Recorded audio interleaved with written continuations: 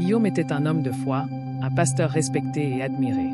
Sa douceur, sa discipline et son dévouement faisaient de lui un pilier pour sa congrégation. Mais derrière les sermons et les prières, Guillaume portait un secret lourd, presque insupportable, il était gai. Depuis son plus jeune âge, il avait appris à réprimer ses désirs, à les enfouir au plus profond de lui-même. Ce n'était pas par honte de ce qu'il était, mais par peur, peur d'être rejeté, peur de perdre la mission qu'il considérait comme un appel sacré. Et pourtant, chaque jour, ses émotions le trahissaient. Il se sentait attiré par certains jeunes hommes de son église, des sentiments qu'il combattait avec ferveur, priant pour garder sa vie pure. Lors de ces moments de solitude, Guillaume se permettait parfois de regarder des photos de beaux hommes sur Internet, un exutoire discret à ses frustrations. Guillaume, dans le silence de son bureau, écrivait son sermon pour le dimanche suivant. Pourtant, il n'arrivait pas à se concentrer. Ses pensées revenaient sans cesse à son secret. Il se souvenait de sa jeunesse, des premières fois où il avait ressenti cette attirance, et du jour où il avait décidé qu'il ne pouvait jamais en parler à personne. Il se leva et regarda par la fenêtre. Les rues étaient calmes, et la lumière des réverbères donnait à la nuit un éclat mystérieux. Il se demanda s'il trouverait un jour quelqu'un avec qui partager ce qu'il portait au fond de lui. Bertrand n'avait que 20 ans, mais son regard en disait bien plus sur les épreuves qu'il avait traversées.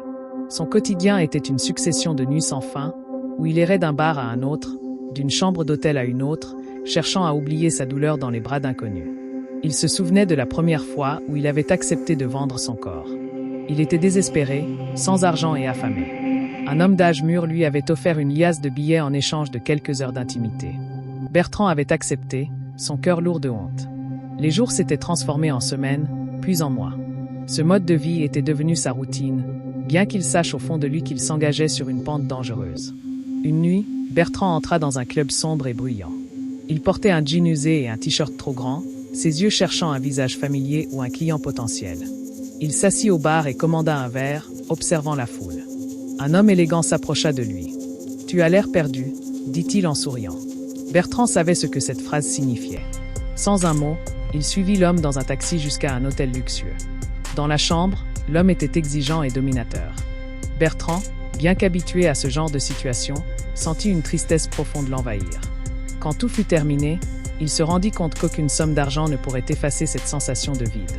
De retour chez lui, Bertrand s'effondra sur son lit. Il attrapa son téléphone et parcourut les messages d'hommes qui cherchaient à l'acheter pour une nuit. Chaque notification lui donnait envie de jeter son téléphone par la fenêtre, mais il avait besoin de cet argent pour survivre. Une douleur physique et émotionnelle commençait à le ronger. À force de rencontres répétées, il ressentait des gênes persistantes et des blessures dont il avait honte de parler. Un soir, seul dans sa chambre, il se regarda dans le miroir. « Qui suis-je devenu » murmura-t-il. Il toucha son reflet, comme pour se reconnecter à la personne qu'il avait été autrefois, un jeune homme plein de rêves et d'espoir. Il se demanda combien de temps il pourrait encore vivre ainsi. Il repensa à ses parents, qui croyaient qu'il travaillait dans une petite boutique. S'il savait. Un dimanche, après le sermon, Bertrand resta à l'église plus longtemps que d'habitude. Guillaume remarqua son air perdu et s'approcha de lui. « Tout va bien, Bertrand ?» demanda-t-il doucement. Bertrand hésita, mais répondit finalement. « Parfois, je me demande si je mérite d'être ici. » Guillaume posa une main réconfortante sur son épaule. « Tu es toujours le bienvenu ici. Dieu t'accepte tel que tu es, même si toi, tu ne t'acceptes pas encore. » Ces mots restèrent gravés dans l'esprit de Bertrand. Il sentit une chaleur qu'il n'avait pas ressentie depuis longtemps. Un soir, après une journée particulièrement éprouvante, Bertrand se rendit chez Guillaume. Le pasteur l'accueillit avec bienveillance, bien qu'il fût surpris de cette visite impromptue. Assis dans le salon modeste de Guillaume, Bertrand éclata en sanglots. Il parla de sa vie, de ses erreurs, de sa douleur. Guillaume l'écoutait, le cœur brisé par les révélations du jeune homme. « Bertrand, tu n'es pas seul.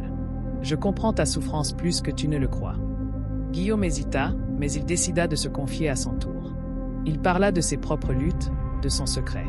Bertrand, d'abord choqué, finit par se sentir compris pour la première fois de sa vie.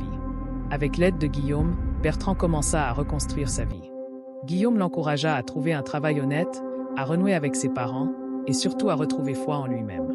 Un soir, alors qu'ils travaillaient ensemble à repeindre une salle de l'église, Bertrand éclata de rire en voyant Guillaume se barbouiller de peinture sans le vouloir. Ce fut un moment de légèreté, une petite victoire sur les ténèbres qui les entouraient. Leurs échanges devinrent plus fréquents, et une complicité particulière naquit entre eux. Une nuit, Après une longue conversation, Bertrand posa une question qui brûlait ses lèvres. « Guillaume, avez-vous déjà aimé quelqu'un » Guillaume hésita, puis répondit honnêtement. « Oui, mais cet amour était impossible. » Un silence s'installa. Bertrand baissa les yeux. « Moi aussi, j'ai peur d'aimer. » Leur proximité grandissante les poussa à se poser des questions sur leurs sentiments. Mais ils savaient que toute imprudence pourrait briser ce qu'ils construisaient. Un soir, alors qu'ils rangeaient des livres dans la bibliothèque de l'église, leurs mains se frôlèrent. Bertrand leva les yeux vers Guillaume, et dans ce regard, il y avait plus que de la gratitude. « Pasteur, je crois que je ressens quelque chose pour vous, » murmura Bertrand. Guillaume, troublé mais ému, posa une main sur la joue de Bertrand. « Ce que nous ressentons est beau, mais nous devons être prudents. » Ils décidèrent de ne pas précipiter les choses, mais cet aveu marqua un tournant dans leur relation. Leur amour était discret, mais pas sans obstacle. Une rumeur commença à circuler dans la communauté, semant le doute et la méfiance. Guillaume et Bertrand durent redoubler de prudence, tout en restant fidèles à leurs engagements envers leurs fidèles. Un jour, un membre de l'Église confronta Guillaume. « Pasteur, je sais que vous cachez quelque chose. » Guillaume resta calme et répondit avec sagesse. « Mon rôle est de guider et d'aimer. Si vous doutez de moi, parlez à Dieu, il vous éclairera. » Avec le soutien de Guillaume, Bertrand intégra l'école pastorale. Chaque jour, il trouvait de nouvelles raisons de croire en lui-même et en leur amour. Le jour de son ordination, Bertrand prononça un discours émouvant, remerciant Guillaume pour son soutien indéfectible. « Sans lui, je ne serais pas ici aujourd'hui. Il m'a montré que même dans les moments les plus sombres, l'amour peut nous sauver. » Guillaume et Bertrand continuèrent de servir leur communauté avec dévouement. Leur amour, bien que caché, était une source de force et d'inspiration. Un soir, alors qu'ils étaient seuls dans l'église, Bertrand murmura « Pensez-vous que nous avons trouvé la paix ?» Guillaume sourit. « Oui, parce que nous avons trouvé l'amour. Et l'amour est la plus grande des bénédictions. » En conclusion, cette histoire nous enseigne que l'amour, l'authenticité et la foi peuvent surmonter les plus grandes épreuves et que nous sommes tous dignes de compréhension et d'acceptation, peu importe nos parcours.